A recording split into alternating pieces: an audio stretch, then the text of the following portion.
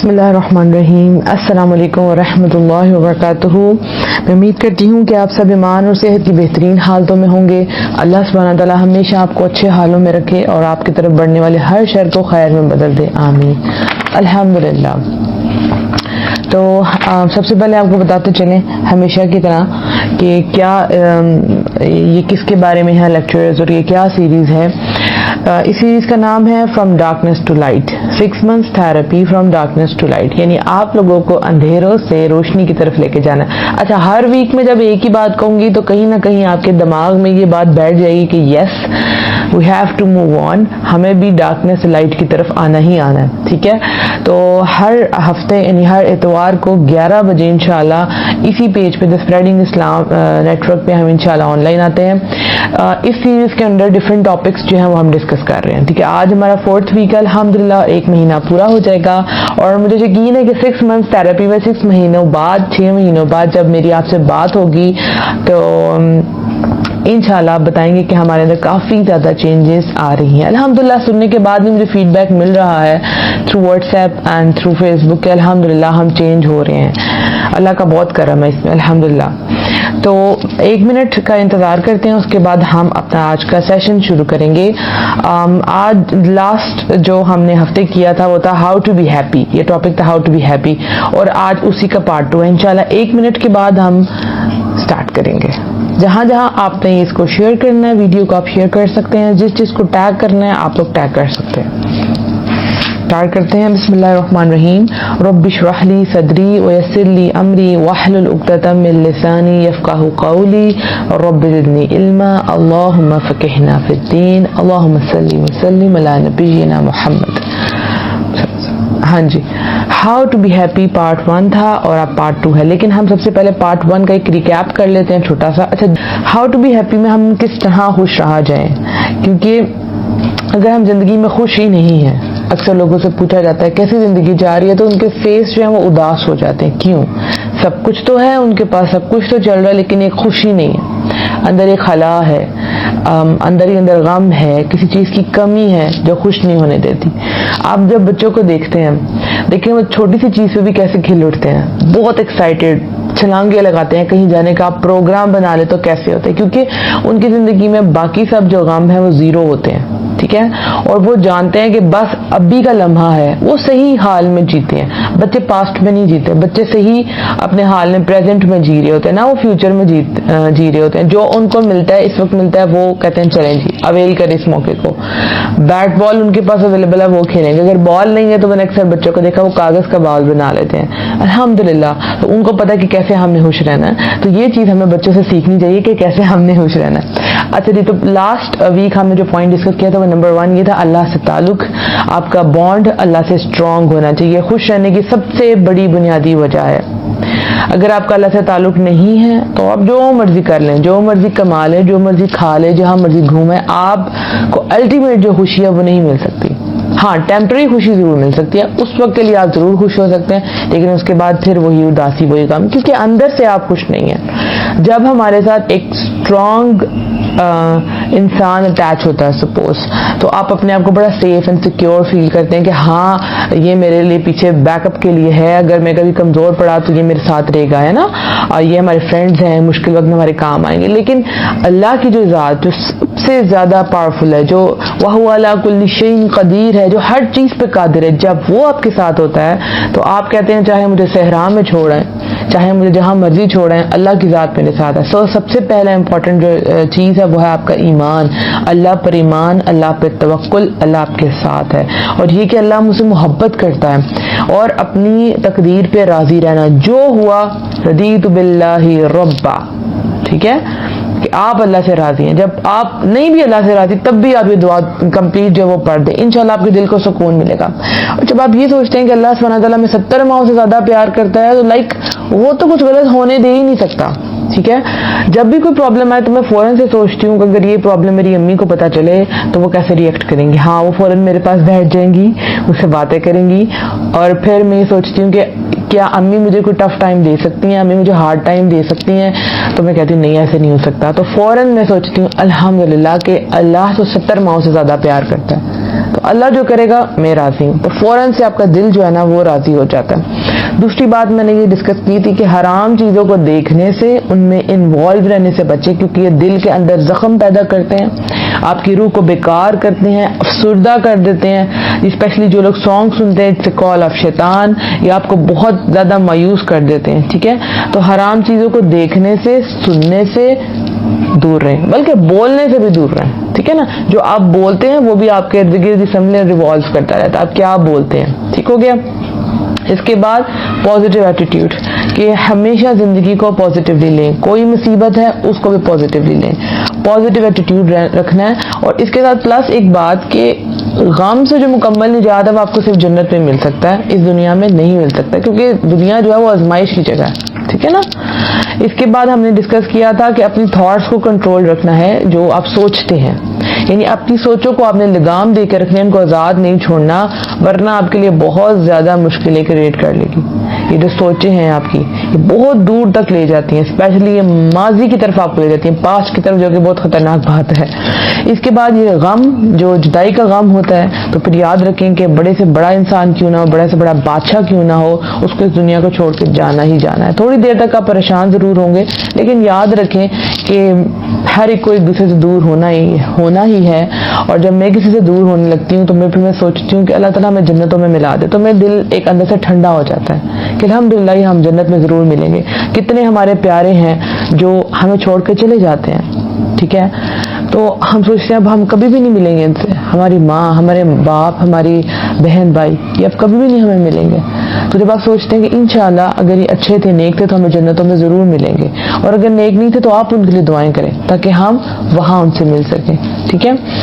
इसके बाद आपकी जिंदगी में बैलेंस होना चाहिए, चीजें जिस कदर अहम है सिर्फ उनको उतनी अहमियत है, और लोगों की जो गलत बातें हैं उनको ज्यादा देर सोचे मत, अपने ऊपर सवार ना करिए। जो वो कहते हैं वो उनका ओपिनियन है, वो उनकी राय है, आप कैसे हैं ये आपको खुद पता है। इसके बाद हमने जो लास्ट पॉइंट डिस्कस किया था वो था negative emotions. Amina Wajid hello, आपने कहा अस्सलाम वालेकुम रहमतुल्लाहि व बरकातुहू। जी देखिए, कोशिश करें कि सलाम लें। ठीक है, हेलो कहने से मुझे कोई फायदा नहीं होने वाला, ना आपको कोई फायदा होने वाला है, लेकिन जब आप सलामती मुझे कहेंगे, दुआ देंगे, तो इन रिटर्न मैं भी आपको कहूंगी वालेकुम अस्सलाम, तो आप पे भी अल्लाह की सलामती होगी। यह बहुत बड़ी दुआ है। अच्छा जी, नेगेटिव इमोशंस में हमने इसी को आगे लेके चलेंगे इंशाल्लाह। दिल को हसद और बुग़्ज़ से जो है अपने पाक रखना है। ठीक है, इसके आपके बॉडी पे जो है बहुत गहरे असरात होते हैं। देखिए, नेगेटिव फीलिंग्स नेगेटिव असरात, पॉजिटिव फीलिंग पॉजिटिव इफेक्ट्स, बस ये बात याद रखें। अब अपने आप से आप देख लें कितनी मोहब्बत करते हैं। इसमें जो गुस्सा है, जब आप किसी इंसान पे, किसी चीज पर गुस्सा कर रहे होते हैं, तो क्या नुकसान होता है, किसको नुकसान होता है? आपको खुद। किसी पे आपने जब गुस्सा किया हो, सोचें जरा, उसके बाद वो तो नॉर्मल हो गया होगा, या थोड़ी देर वो भी रोया होगा, फिर नॉर्मल हो गया होगा, एनर्जी सारी आपकी यूज हुई है। और आप, क्योंकि गुस्सा आता है कि जब आपके कंट्रोल में नहीं होती कोई चीज, राइट, कि ये मैं क्यों नहीं कर पा रही, ये मैं क्यों नहीं कर पा रही। ठीक है, तो अगर एक एग्रेशन सा आ जाता है तो वो गुस्सा आप अपने ऊपर निकाल रहे होते हैं, आपकी नर्व्स टाइट हो जाती हैं, आपके मसल्स टाइट हो जाती हैं, और आप अपने आप से बाहर हो जाते हैं, दिमाग कहां से कहां चले जाता है। तो गुस्सा सबसे पहले आपको खुद नुकसान देता है। तो try to be in the state of calm. कुछ भी ऐसा हो जाए तो याद रखें आपके कंट्रोल में सारी चीजें नहीं है, और गुस्सा करने से कुछ नहीं होगा। हाँ, मैं भी गुस्सा कर जाती हूँ, स्पेशली अपने स्टूडेंट्स पे, और वो लोग हंस रहे होते हैं, और बाद में उसको मैं सोचती हूँ किसको नुकसान हुआ। समटाइम तो मेरे पीछे, मतलब मेरे बॉडी में, मेरे कंधों में दर्द शुरू हो जाती है कि उनको तो कोई असर नहीं पड़ रहा था, हम स्ट्रेस ले जाते हैं, राइट।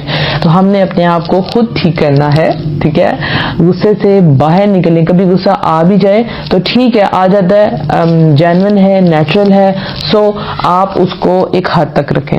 अब गुस्सा ना भी आए तो दूसरे समझेंगे कि इसको तो गुस्सा ही नहीं आता, जो मर्जी बुरे काम कर ले। स्पेशली जो बच्चे हैं वो सोचते हैं कि माओ को तो गुस्सा नहीं आना, तो वो हर बुरे काम कर लेते हैं। ठीक हो गया, तो गुस्से को हमने कंट्रोल रखना है इंशाल्लाह। इसके बाद आ जाता है बुरा गुमान। हम दूसरों के बारे में खुद ही सब कुछ सोच लेते हैं, उसने ऐसा किया होगा, ऐसा हुआ होगा, ठीक है, ऐसा ही होना है, उसने ऐसा ही सोचा होगा। हम पहले से ही बुरी बातें अपने दिमाग में सोच लेते हैं और सारी एनर्जी वहां जाया कर देते हैं। ये सबके साथ होता है। तो अपने आप को इस एनर्जी जाया होने से बचाएं, इससे आप खुश नहीं रह सकते। ठीक है, इसके बाद जैसे हसद है कि उसको मिल गया मुझे नहीं मिला, या उसकी वो चीज मुझे मिल जाए, ये तो बहुत ही ज्यादा नेगेटिव है कि उससे छीन के मुझे मिल जाए, जेलसी आपके अंदर। हालांकि आपके फ्रेंड को, आपके पार्टनर को, आपके बहन भाई को, कोई भी हो सकते हैं, क्लासमेट्स को, अगर कोई चीज मिली है तो आप उसे बोले माशाअल्लाह, तो अल्लाह सुब्हानहू व तआला इंशाअल्लाह आपको भी वो चीज अता करेगा, बल्कि आपको उससे बेहतर चीज अता करेगा।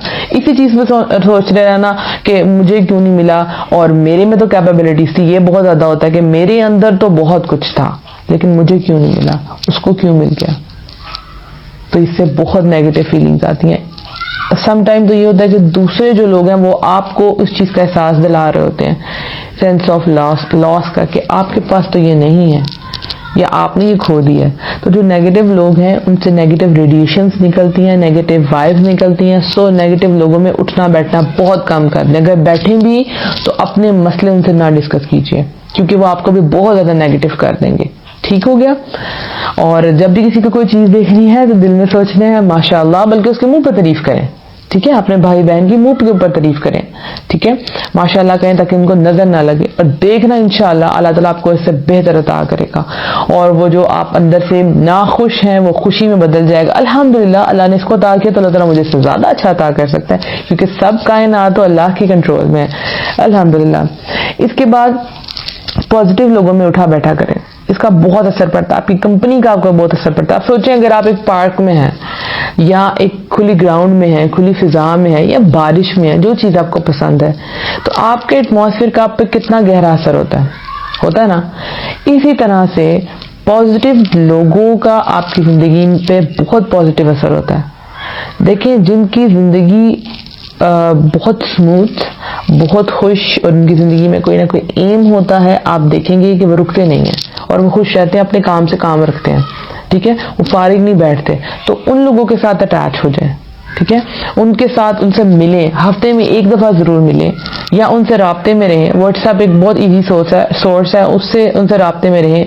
जब भी अपने आप को डिप्रेस फील करें, डाउन फील करें, तो ऐसे लोगों से बात कर लिया करें। ठीक है, वो आपको भी पॉजिटिविटी देंगे। इसके अलावा जब आपके अंदर पॉजिटिविटी आ जाए तो उसको स्प्रेड करें, उसको लोगों में बांटें, वो शम्मा बन जाए जो लोगों के लिए रोशनी पैदा करती है। इसके बाद जिंदगी का कोई ना कोई मिशन या गोल जरूर रखें, ये आपको बहुत खुशी देगा इंशाल्लाह। जिंदगी में जब आप फजूल बैठे रहते हैं और आपकी जिंदगी का कोई मकसद नहीं है तो वो बेकार है। अच्छा, पहला गोल जो आपके जहन में होना चाहिए वो जन्नत होना चाहिए। सबसे पहली बात तो ये, क्योंकि जन्नत से बेहतरीन कोई चीज है ही नहीं है।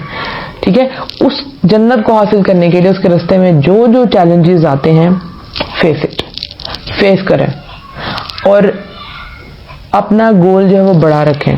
ठीक है, जिंदगी में गोल बनाने इंशाल्लाह वो भी बनाएंगे, लेकिन सबसे बड़ा गोल जो है वो जन्नत होगा। ठीक है, इस दुनिया में भी आप गोल बनाएं। आप अच्छे शेफ बनना चाहते हैं, ठीक है, आप अच्छी टीचर बनना चाहते हैं, आप अच्छा बिजनेसमैन बनना चाहते हैं, कोई बुराई नहीं। अपना मिशन रखिए, अपना गोल रखें। हर सुबह उठे तो उस गोल को याद करें, क्योंकि जब आप कमजोर पड़ते हैं ना, तो आप जो अपना जो मिशन होता है उसको याद करते हैं ना, तो दोबारा से आप रिफ्रेश हो जाते हैं। इसलिए गोल और मिशन बहुत जरूरी है। देखिए, आप सैड हैं, उदास हैं, कुछ आपसे छूट गया, तो जैसे ही आप सोचते हैं कि मेरा मिशन तो कुछ और है, गेम इज ऑन, अभी मैं जिंदा हूं, तो आप फौरन से उठ जाएंगे। जितना बड़े से बड़ा गम भी होगा आप उठ जाएंगे। माएँ है ना, तो इतनी सैक्रिफाइस करती हैं अपने बच्चों के लिए। ठीक है, क्या कुछ नहीं करती। तो जब उनको कोई परेशानी आती है तो वो क्या सोचते हैं कि सारा कुछ बच्चों के लिए तो है। अक्सर मैंने माओं को देखा है कि वो अपने गोल तक बेच देती हैं, क्योंकि कहती हैं हम अपने बच्चों के लिए तो जी रहे हैं। तो उनके ज़हन में क्या है कि अपने बच्चों को खुशी देनी है, वो उनका गोल होता है कि हमने इनको खुश रखना है। जो कमियां हमारे अंदर थी, जो लॉस, जो चीजें हमें नहीं मिली, वो हम इनको प्रोवाइड करें। तो वो फौरन से उठ जाते हैं, उनके लिए कोई चीज अहम नहीं रहती, उनका वो गोल और मिशन इंपॉर्टेंट रहता है। ठीक हो गया। इसके बाद मोस्ट इम्पॉर्टेंटली, तो मैं बार बार कहती हूँ, पास्ट को भूल जाएं। फॉर गॉड सेक, पास्ट को भूल जाएं। अच्छा, उसने आपको बुरे एक्सपीरियंसेस दिए, राइट, लेकिन उनसे आपने बहुत से अच्छे सबक लिए कि मैंने ये नहीं करना। ठीक है, मैं ऐसा नहीं करूंगी। उसने ऐसा किया तो मैं कभी किसी के साथ ऐसा नहीं करूंगी। तो पास्ट से सीखना है, उसको अपने साथ बांध के नहीं रखना, राइट। तो असल मसला हमारे साथ यही होता है पीछे पीछे ये हुआ, उसने ये किया, मेरे साथ ऐसा हुआ, ऐसा क्यों हुआ, ऐसा नहीं होना चाहिए था, मुझे ऐसा नहीं करना चाहिए था। ये सारी बातें मिलके आपकी ज़ात को बहुत परेशान करती हैं और आप अंदर ही अंदर से गिल्ट फील